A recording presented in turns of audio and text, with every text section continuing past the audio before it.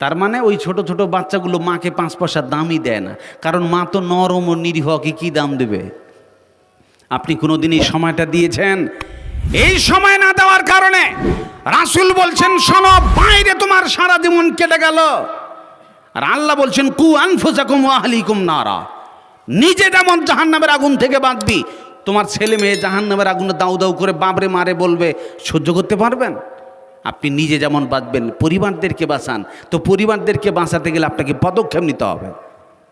সবচেয়ে বড় দুঃখ লাগে, দেখবেন বর্তমান পৃথিবীতে আজকে আপনি সারাটা দিন এইভাবে চলে গেল, আপনার ছোট্ট ছোট্ট বাচ্চা ছেলেগুলি একটা হরফ শিখতে পারলো না। আমি দেখেছি বেনারসে যখন জামিয়া সালফিয়াতে ছিলাম, সে সময় দেখেছি ওই জ্ঞানবাপী একটা ঐতিহাসিক মসজিদ, তার পার্শ্বে আবার বিশ্বনাথ মন্দির, এই দুটো একই জায়গায় প্রাচীর।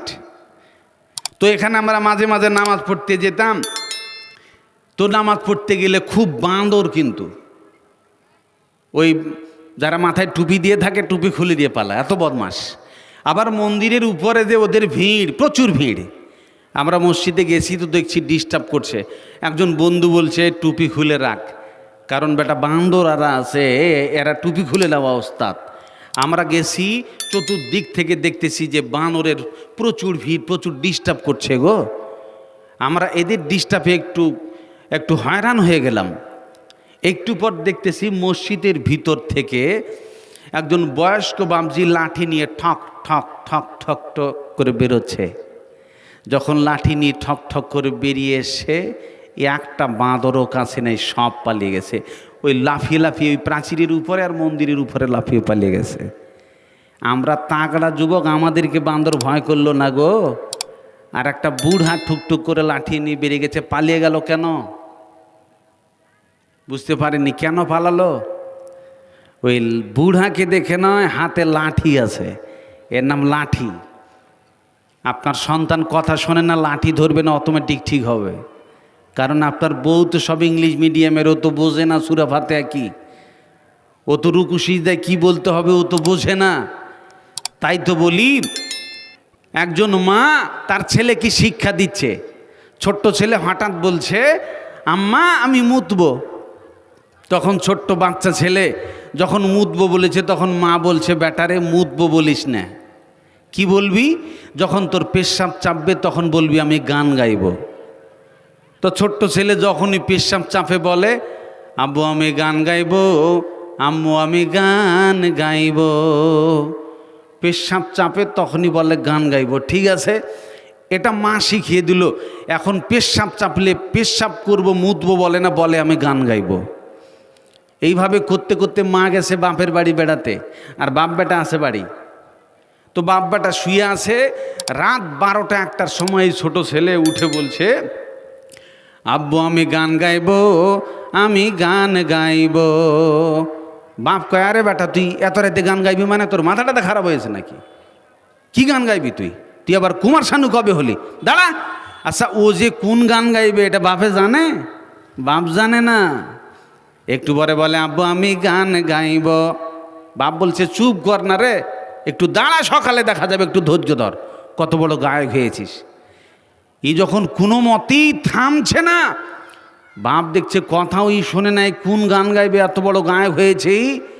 আর এত রাইতে যদি গান গাওয়া যায় তাহলে গ্রামের লোকই কি বলবে, যে বাপ বেটা মাথা খারাপ হয়ে গেছে এদের, রাইতে উঠে গান কয়। তখন বাপ বলছে, বেটা যাই হোক, তুই যখন গান গাইবি পাড়ার লোক কেউ যেন শুনতে না পায়, আস্তে আস্তে করে আমার কানে গান গা। যখনই পাওয়ার কাট পেয়ে গেছে, বাপের কানে সরাসরি মেশিন স্টার্ট। যখনই মেশিন স্টার্ট মেরেছে, বাপ থিরকে উঠে কয়, ওরে বাবা এটা কোন কুমার শানুর টান। জীবনে বহুত গান শুনেছি, এরকম গান শুনি নেই, কপাল পড়া। তোকে এই গানটা শিখালো কে?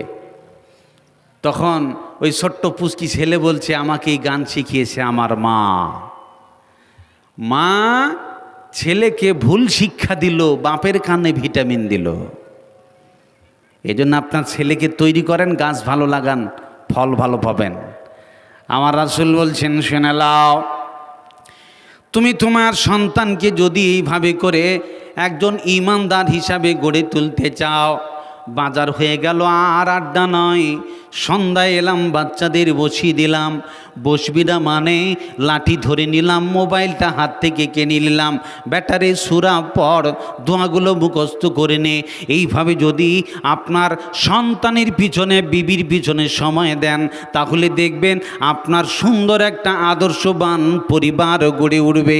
আমার রাসূল বলছেন, শুনে লাও, তুমি বাড়ির ভিতরে থাকা অভ্যাস তৈরি করো, প্রয়োজন ছাড়া তুমি বাইরে বেরোবে না। আজকে বর্তমান পৃথিবীতে খাস করে, বিশেষ করে আমার মা বোনদের ব্যাপারে বলি, আজকে তো পুরুষের চাইতে মেয়ে ছেলেরা বাইরে বেশি গো। বড় অবাক লাগে। রাসূল বলছেন বাড়িতে থাক। আমি এই কথাটা সব জায়গাতে প্রায় বলে থাকি, দেখবেন ছেলে যখন বউ দেখতে যায়, আজকে ছেলে একটা বউ দেখছে বলে সুন্দরী মেয়ে চাই, তো সুন্দরী মেয়ে চাই, তো এর থেকে যে ভালো সুন্দরী আছে ও কি করে জানলো? তার মানে সমাজে পরিবেশ পরিস্থিতি, পর্দার পরিস্থিতি ভালো নেই। আপনি একটা মেয়েকে দেখলেন, বলে অমুক পাড়ার অমুকের বেটি আমি দেখতে গেছি, তো ওই মেয়েটাকে দেখতে গিয়ে দেখবেন গ্রামের কিছু বেটি ছেলের বদস্বভাব। যেই মেয়েটাকে দেখতে গেছে ওর পার্শ্বে আর 10টা মেয়ে দাঁড়িয়ে আছে। এই ছেলেটা যাকে দেখতে গেছে ওর পার্শ্বে আর 10টা মেয়ে দাঁড়িয়ে আছে, ওর নজর এদিকে নাই, ওর দিকে উপরে। ওই এই মেয়েটার দিকে তাকায় না, দেখছে এর থেকে দাঁড়িয়ে আছে 3জন, এল কার বেটি, হ্যাঁ খুব সুন্দর লাগছে এদের। এই মেয়েটার দিকে ওর গুরুত্ব নেই। আচ্ছা, এখানে এই মেয়েটাকে দেখছে, পার্শ্বে যদি 10 জন মেয়ে দাঁড়িয়ে না থাকতো তাহলে ওরা বেশি ভালো, এটা জানা যেত? কেউ বলুন জানা যেত? কোনো মতেই জানা যেত না।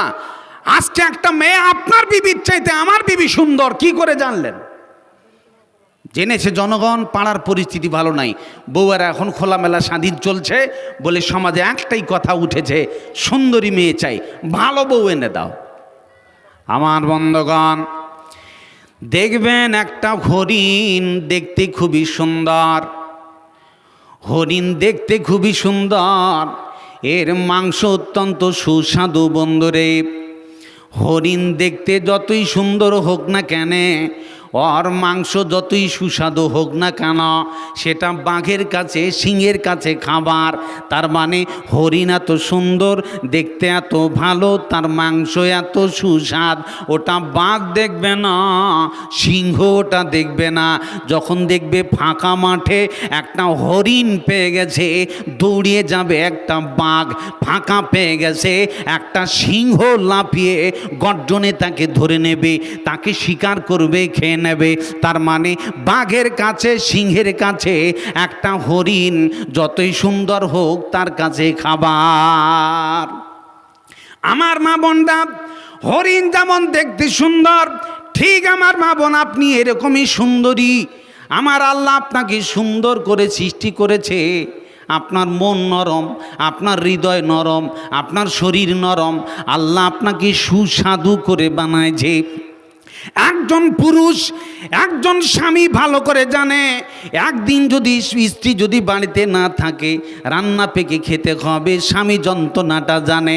8 দিন বিবি বাড়িতে নাই, স্বামী সমস্যাটা ভালো করে জানে। বন্ধুরে, আপনার স্ত্রী আপনার কাছে হরিণের মতো। এরকম একটা সুন্দর বিবি, সুন্দর নারী, সুন্দর একটা মেয়ে, কিন্তু জেনে রাখবেন একটা যুবকের কাছে, একটা ছেলের কাছে তারা হলো বাঘ। মা বোন, আপনি পৃথিবীতে হরিণ, আর যুবক ছেলে এরা হলো বাঘ, এরা হলো সিংহ। যদি তোমায় ফাঁকা পেয়ে নেয়, খোলা মাঠে যদি পেয়ে নেয়, তাহলে তোমাকে ধর্ষণ করবে। তুমি কত সুন্দরী, তুমি কত দেখতে ভালো, এটা যুবক বাঘ দেখবে না, এটা লম্পট যুবক সিংহ এটা দেখবে না, তোমায় ধর্ষণ করবে।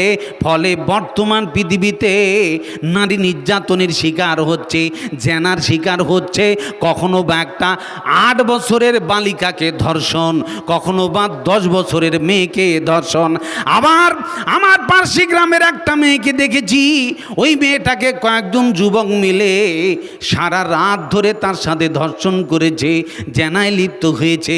এমনি করে ওই মেয়েটিকে জীবন্ত অবস্থায় আগুনে জ্বালিয়ে পুড়িয়ে মেরে দিয়েছে। আর একটা মেয়ের দৃশ্য দেখলাম, মেয়েটাকে উলঙ্গ করে ফেলে রেখেছে, দুটো পা উরু পর্যন্ত কেটে ফেলে রেখে দিয়েছে। এরকম অলি গলিতে ধর্ষণ হচ্ছে। তার মানে হলো, মা বোন আপনি হরিণ, আপনি খবরদার বাঘের এরিয়ায় যাবেন না। যদি নির্লজ্জা বেহায়া হয়ে যদি আপনি বাঘের এরিয়ায় চলে যান, জেনার শিকার হবে, ধর্ষণের শিকার হবে, পৃথিবীতে আপনার দাম কমে যাবে, মানহানি হবে, বেইজ্জত হতে হবে। রাসূল বলছেন, ওয়ালিয়াসাকা বাইতুক, বাড়ির ভিতরে থাক, ওয়ালা ইউবদিনা যিনাতাহুন, তুমি তোমার রূপ সৌন্দর্যকে খবরদার প্রকাশ করিও না। তুমি তোমার পোশাক পরো, বাড়িতে স্বামী আছে, জীবনে নতুন পোশাক পরে না, আবার ফারাক্কাতে যাবে তো শোকেজের 25 তালা ভিতর থেকেও নতুন পোশাক বাইর করে বেড়ায়। স্বামী বাড়িতে আছে, জীবনে নতুন পোশাক পরে না, অথচ পাড়ায় যাবে বোনের বাড়িতে বেড়াতে, নতুন পোশাক পরে।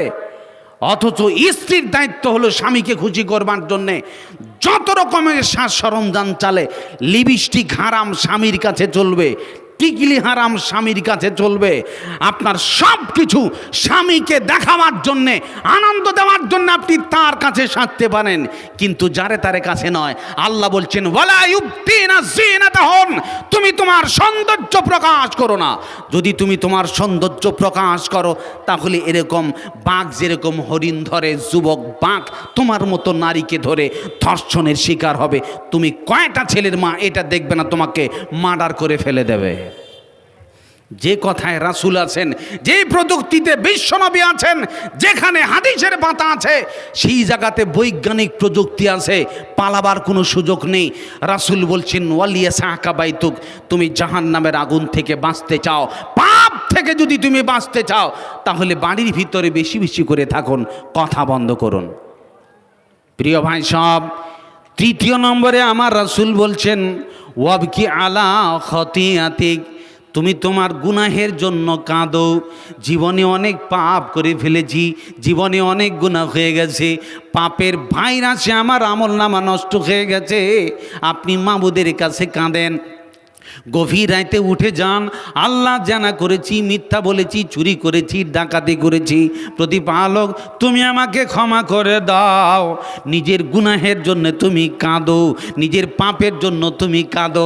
আমার রাসূল বলছেন, শুনে নাও, 1 নম্বরে জাহান্নামের আগুন থেকে যদি তুমি বাঁচতে চাও, বা কান খুলে শুনে নাও, 1 নম্বরে আমসিক আলাইকা লিসানাক, তুমি তোমার জবানে তালা মেরে দাও, ফালতু কথা বলো না। 2 নম্বরে আড্ডাবাজি বন্ধ করে দাও, যেখানে সেখানে তুমি ঘুরবে না।